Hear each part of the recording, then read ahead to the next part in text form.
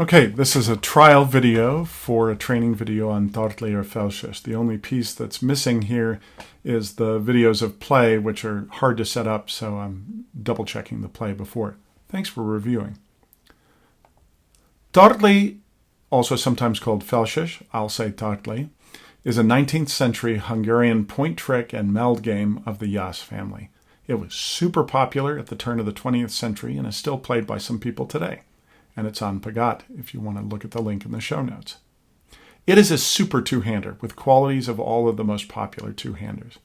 It's a point trick game with a fixed trump suit at the beginning, like Schnapsen and like several others. It has meld played in tricks when you have new cards, like you might see in two-handed Pinochle or in Bezique, but it's a little tougher than that game, and the meld is more interesting. It's played to a point threshold like a completely different game, cribbage. It even has a skunk, something like cribbage.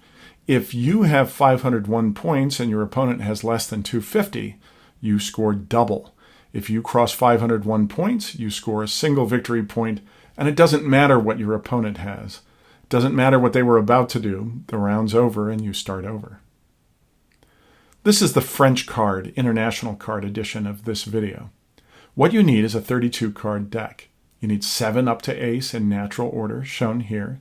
That means you take a poker deck and you strip out the jokers and the 2s through 6s, leaving these cards.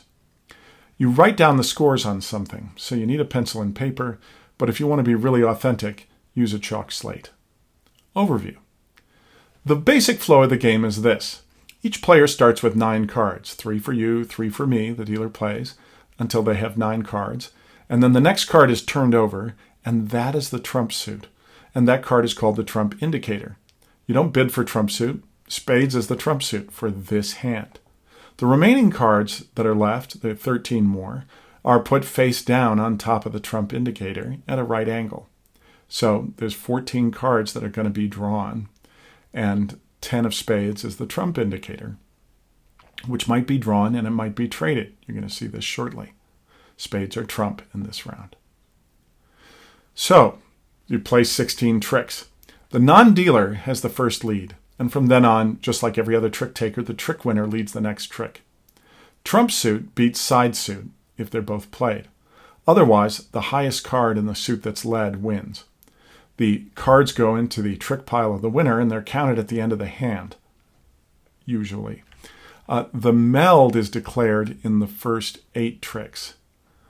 Only the meld winner has to give away all of the cards unconditionally, but you have to figure out who the meld winner is. And only the meld winner scores, so more about this soon. And the meld points, unlike the trick points, are written on the score sheet at the end of the trick. This is because meld points are much higher scores, so you don't have to write tiny scores as often. Let's look at the phases of the game. We've started out, and there's our draw pile. The first 7 tricks you draw after each trick. The leader can trade the 7 of trumps for the indicator card if they want to. They have to have the lead, and the indicator still has to be out there. So here, the leader to the trick had the 7 of trumps, and they traded it. Now they have the 10 of trumps. Both players can declare meld during these tricks before playing to the trick. We'll explain meld next. And then they play a card to the trick. There's no follow rules on these tricks. You can't enforce follow rules because a player can draw a card. You don't know if they followed suit or not. This means you can trump any card you see just if you have trump. But be careful, don't waste your trump cards. You may also discard on any one of these first 7 tricks. So if you don't want to answer a card, you can discard from another suit. And then cards are drawn at the end after the meld is scored, and the trick winner draws first. Then there's a turning point trick. This is the 8th trick. This is the first trick after the draw deck is exhausted. The follow rules now apply. If a suit is led, you have to play that suit if you have cards in that suit. If a suit is led and you don't have cards in that suit, you have to play a trump if you have one. This is a strategically strong factor in the game in the future. But remember this, you don't have the option of discarding if you have trump. You have to play trump if you're void in the suit and you still have trump. However, unlike some Central European games, you can duck any trick. As long as you're following suit, you can play a lower card in that suit, even if you have a higher card. You're not obligated to win a trick just because you can. This is the last meld trick. So before playing to the trick, each player is going to declare their meld for extra points, and if they don't declare it now, they're never getting another chance. Then you have the last 8 tricks. These go fastest, and they're very strategic. The follow rules are still applying to the end of the game. You're not drawing any cards. And there's no more meld. It's just trick points. Now there's a special rule called Stichmarch, or March. It's sometimes said in English trick-taking games.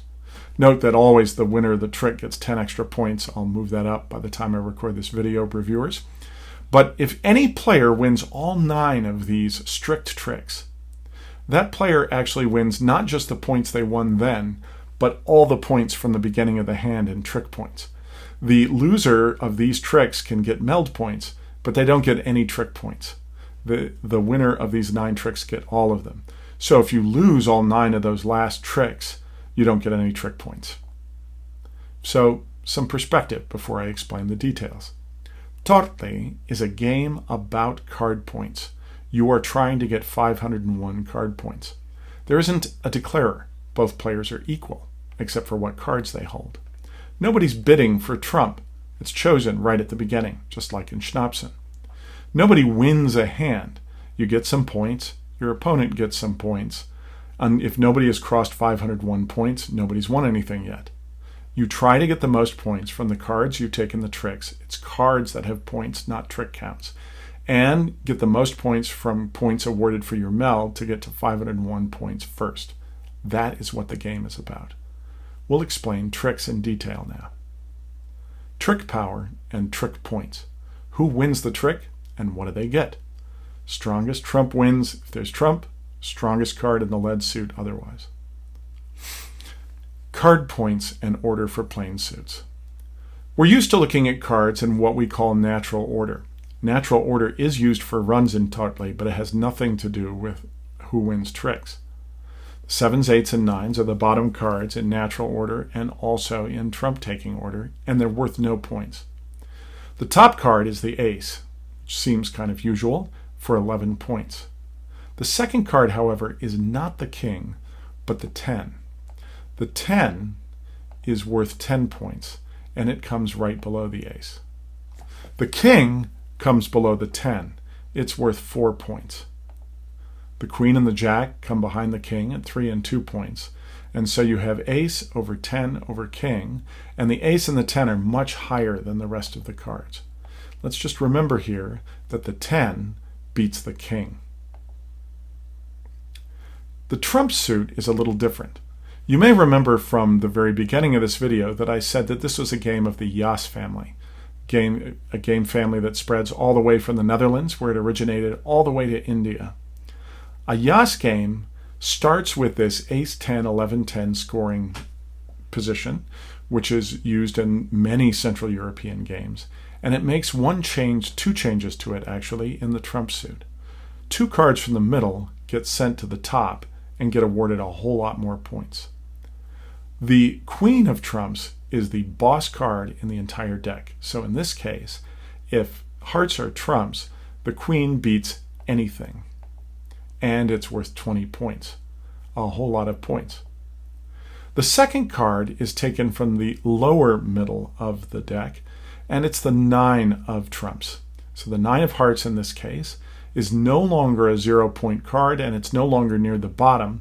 It's the second best card in the whole deck, and it's worth 14 points. The rest of the cards are in their natural order. Aces, then 10s, then kings are worth 11, 10, and then 4 points. The queen has already been spoken for. The jack is now worth 2 points and is the third lowest trump card. And then finally the 7s and 8s continue to not be worth any points. They're still trump cards. You can still trade that 7 for the trump indicator, but they're the weakest trump cards. So there's the trump suit. Some things that you're going to notice here. The queen and the 9 are worth a whole lot of points. They are worth more than the 8-card suits in the plain suits. And then the 11 and the 10 are still worth a lot from what goes below then. So these top two cards in each suit, you're going to spend a lot of time thinking about how to make sure that you get them if you can. Now let's look at trick points in perspective. There's 151 total points in cards. Side suits are worth 90 total, 30 in all. Notice that there's 21 in those top two cards, like I said. And the trump suit is worth 61 points, more than half of them in the top two cards. So the trump suit is very powerful. It's more powerful than two of the side suits, and it's worth a whole lot of points, including the top cards. You get extra 10 points for the last trick, so there's 161 trick points. Here's some strategy that comes up right away. Be careful during the draw tricks. Yes, you can trump anything, but trump is very important towards the end of the game. If you have a chance of having the winning trump cards, that is, a set of trump cards that are such that you can play the last trump that's played, don't give it up so easily. You can really get beaten down badly. The top two cards in every suit, as I said, are pretty much a big deal. In the side suit, they're 2/3 of the point. They're just over half of the trump points, and they are a whole lot of points. Another thing to be careful of for beginners to avoid some regret is that if you have only the second highest card in any suit, at the end of the game, you're really in danger. If you haven't seen the top card, those cards are worth almost as much as the top card in the side suits, and a whole lot still in the trump suit. And if the player plays the top card at the right time, they're just going to take that from you. So these are big point prizes. You do try to grab them, and you do try to avoid giving them up. Let's look at some examples to drive this home. So I have a 10 of diamonds. These are post-draw tricks with the follow rules.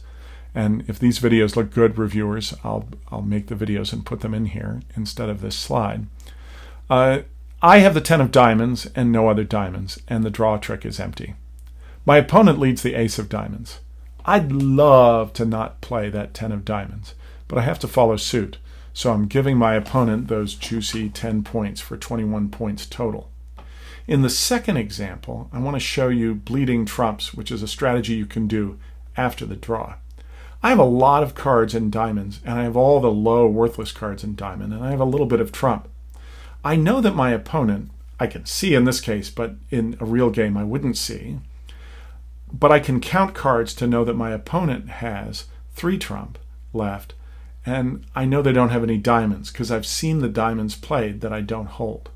That means if I play diamonds, my opponent has to give up their trump cards. So here, I play the 7 of diamonds, and my opponent has to give up the ace of trump in order to take that diamond, because they have, that's the lowest trump that they have. I'm going to redo this example. Redo. I have 3 diamonds, and I've got the 2 second highest trump, the 9 and the ace. I'm going to use my diamond to empty my opponent's hands of trump as much as possible before. My opponent has the queen of trump, the king of trump, and the 10 of trump. They're going to win with any of those cards if I lead the diamonds, and they can beat any of the trump that I play. So what I'm going to do here is play one of my diamonds to make them give up one of their trump. I play the 7 of diamonds.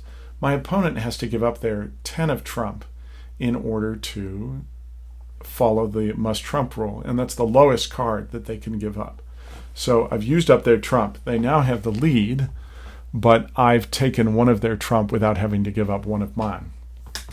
Now let's look at this third example. This again a post-draw trick, so the follow rules are showing. This is explaining about the can duck aspect of this game, especially for Schnapsen players. I have the ace and 7 of diamonds, and my opponent has the 10 and king of diamonds. Now if they led the 10, I'd just take it with the ace. They lead the king of diamonds. In Schnapsen, I'd have to give up my ace and then be stuck with the lowest card. However, in Tartli, I can play the 7 of diamonds and duck the trick, and now I have the top card in the suit, and I have the power in this suit. So this shows somewhat how these work. Let's look at some examples with pre-draw tricks. So here, spades are trump. So my opponent has led the 7 of diamonds, and I don't want to play trump just to take a 7 of diamonds. And I have an ace of diamonds, and I don't want to give that up either. The draw hasn't happened, so instead of using up an ace to get this worthless 7, I discard the 8 of hearts, and all is good. I don't get the lead, but I don't give up my ace. Here's a second example, and I lead the queen of trump. This is explaining why you should never do this. You never want to lead the top trump unless your opponent only has 1 trump left, because you could always catch a better card with it, and you definitely don't want to do it in the pre-draw trick. I'm giving up my most valuable card, and my opponent can give up any card they want. So they're giving up the 7 of diamonds. And now I still have the lead, and I've won that trick, but I've given up my most valuable card. Now let's look at another example where you might want to trump a trick, but you might not. I'm leading the ace of diamonds. My opponent can't beat it with a diamond, but we haven't finished drawing, so they can use any of their trumps to take it. My opponent is going to take it with the 8 of trumps. So they give up a low trump, they lose 1 trump in the count, but they now have 11 tasty points, and they didn't give up a very valuable trump to do it. Now, if you think your opponent only has valuable trump, you can play your top cards in order to entice your opponent to give up their trump, to avoid losing those 11 points and to grab the 11 points for themselves. This shows some of the range of strategy that you could use and what these tricks are like before and after draw. And that'll do it for tricks. Now let's look at meld. Meld is in the first 8 tricks, and it earns a lot more points than tricks each time it scores. And there's the Bela, the trump marriage, sequence, runs of the same suit, and Vanach, or sets, 4 of a kind. Meld points. Before any trick in which you have new cards, you can declare meld. You could play those cards the trick or not. You don't have to, and it's no problem if you do. To score meld, you have to have qualifying meld, and at the end of the trick, when you write down the score, you also have to tell your opponent what you have. So meld is trading a little bit of luck and a little bit of information for your opponent for some points. Here are the meld cards. The Bela, trump marriage, always scores 40, and the rest of the meld is up to 1 set, 4 of a kind, and up to 1 sequence, 3 or more cards that are in the same suit. And the top set, or if there's no set, the top sequence scores both of those. Let's look at that in slow motion. First, the Bela. That's the trump marriage. If you have it in your hand and it's the first 8 tricks, you can declare it and you score the points, and your opponent knows you have them. So you say Bela before playing to the trick, you get 40 points, you write them down at the end. The second kind of meld is Vanach. Vanach is Hungarian for here they are, and it is a set of all the cards of a specific rank. All the cards of the rank and scoring in trump, so 7s and 8s are no good. 4 of a kind, and the winner is the one that's higher in trump power order if both declare. Queens are the top. They're worth 200 points. That's more than the entire hand is worth in tricks. 9s are worth 150 points. So they beat anything except 4 queens, and they're the second highest point total. Now, aces are worth 100 points, and they lose to the 9s. 10s are also worth 100 points, and they'd lose to any of these other ones. The kings are also worth 100 points, and they lose to 10s or higher. And the lowest set that you can have is a set of jacks, which is worth 100 points, and it'll win only if your opponent doesn't have a set. How to declare a set? You say Vanach, if you want to be authentic, or set, before playing your card to the trick, either leader or follower. You don't have to say what you have yet. You say what you have when you score. This is super important because if you're the lead player, your opponent hasn't played to the trick yet, so you hold back that information about what cards you have. If both players have a set, then you compare them after the cards are played to the trick. First, the lead player does have to say what they have now, because you have to figure out who's highest. Lead player goes first. If it's higher, then it'll beat a lower set in trump order. And if only one person has a set, it automatically scores. So after the lead player says what they have, the following player just says good or no good to say if the leader's set is higher than theirs. And then the trick is collected. After the trick is collected, whoever scores, whoever had the highest set, says what the rank is. You can't score the points without giving up the information, and you put them on the slate. Here's some examples. I have 4 aces, and I lead a king of diamonds to the trick after saying Vonach. My opponent has 4 tens. He doesn't know that I have aces. He just knows that I have a set. He leads one of those tens to the trick. Now I led a king and they led an ace, so the opponent is going to get the trick points. Before collecting the points, the opponent asks me what I have, and I say aces. And the opponent just says good. Now, the opponent can't score those 4 tens again because they gave up one of them in the trick. But I'm never going to know that. Here's a second example. I have 4 jacks and I'm the second to the trick. My opponent leads and they say Vonach. Now in this case, technically I could declare my 4 jacks, but my opponent has 4 of a kind and it has to be better than mine. So I'm going to lose. So I just don't say anything and I play to the trick.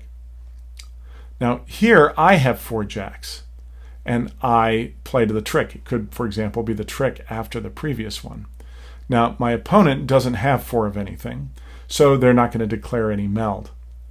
I have 4 jacks. After the trick is laid out, I say that I have 4 jacks and I score because even the lowest set beats no set. And that's sets. Now let's look at sequences. You can declare 1 per trick and you only declare the length. A sequence is 3 or more adjacent cards in the natural order. Think 8, 9, 10, for example, of the same suit. So 8, 9, 10 are good, but king, 10, ace, which are next to each other in trick order, is no good. 8, 9, 10 is good. 10, king, ace is no good. So adjacent in the natural order and the same suit. Here's how sequences score, and here's how you declare them if you want to be authentic. You could say sequence of 3, but traditionally in all of these games, you use the French expression, which actually comes from fencing originally, to say how long your sequence is. If you score a sequence of 3, which you declare by just saying tierce, that's 20 points. If you have a sequence of 4, which you declare by saying quart, that's worth 50 points. 5, 6, 7, or 8 each beat the previous ones in order. Longer sequences always score.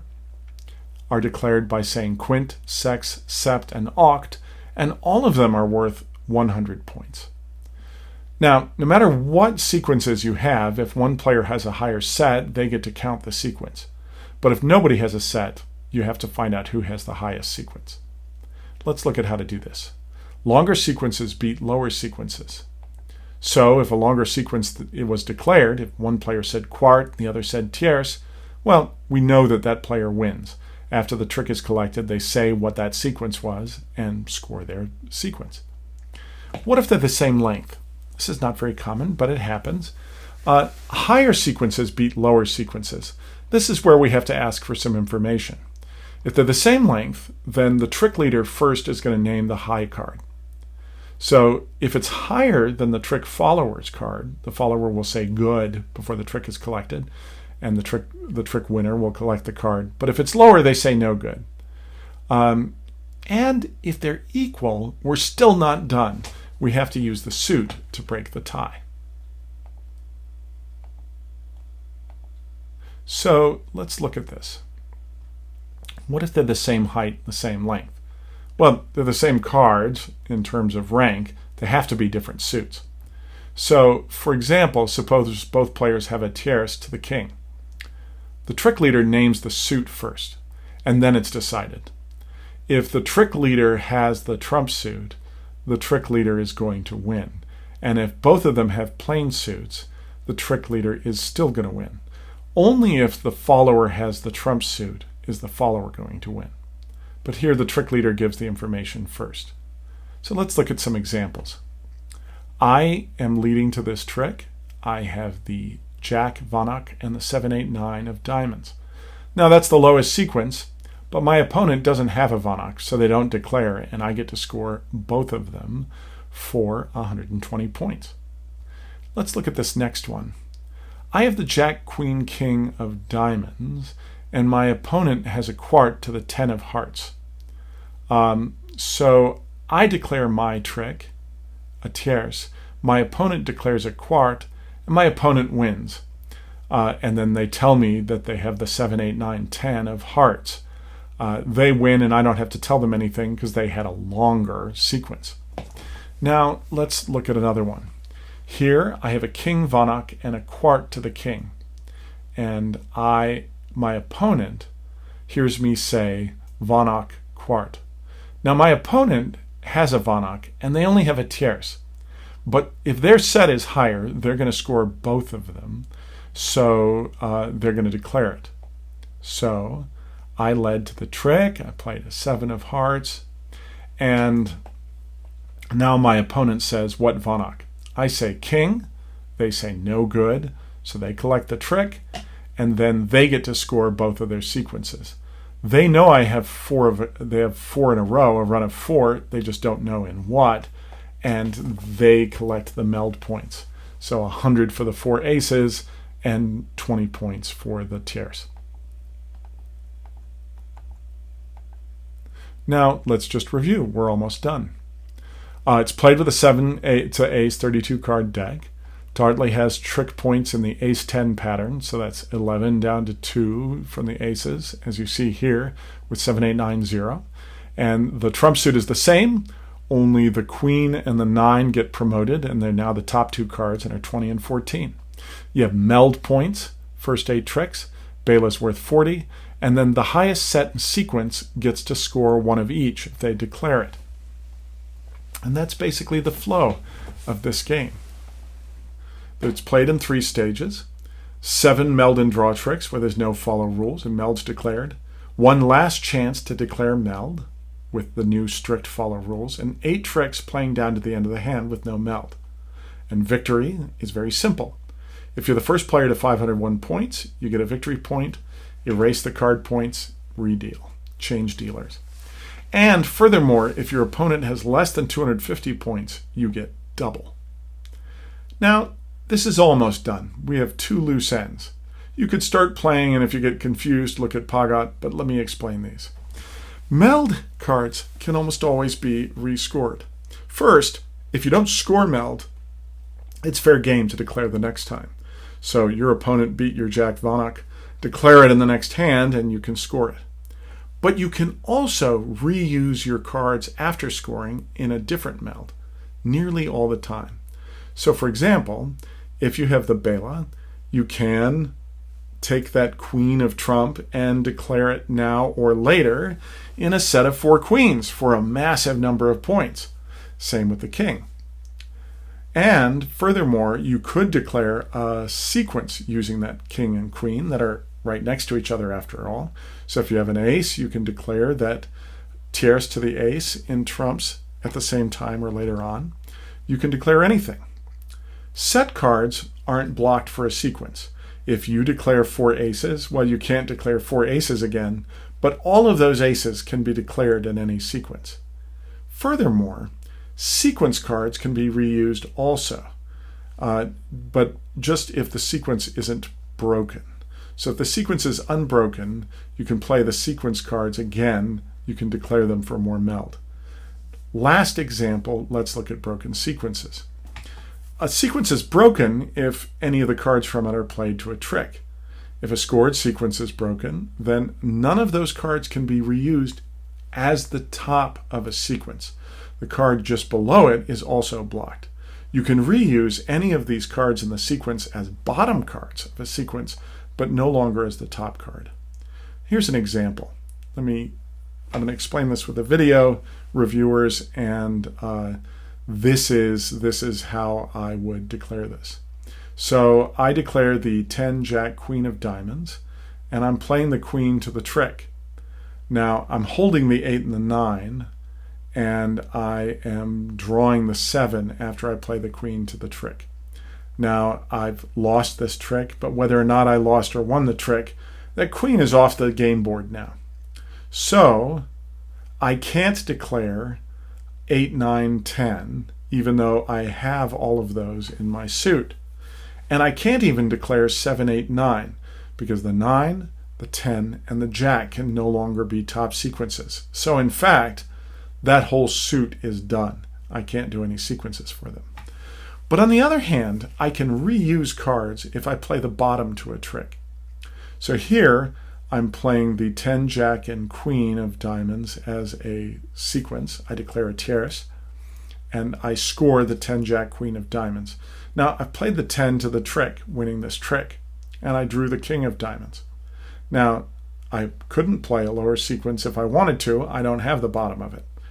I actually can play the king of diamonds in a sequence now, though. The jack, queen, king of diamonds can be declared for 20 points because I'm not reusing the jack or queen as the top card.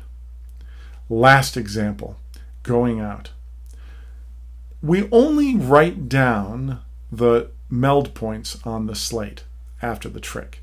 That's because we don't want to write down 4 and 3 points and make our opponent look through these little collections of 4, 3, 11 points at a time with all these odd figures, and we don't want to waste the time. But you're still entitled to those points, and you can use them to go out if you go over 501 points. So when you're playing and you were pretty close to 501 points, keep track of how many trick points you're earning, because you can claim victory on trick points alone. Declare victory as soon as you go over 501 points, but be careful. If you're wrong, it's your opponent that wins the victory point, no matter how low their count is.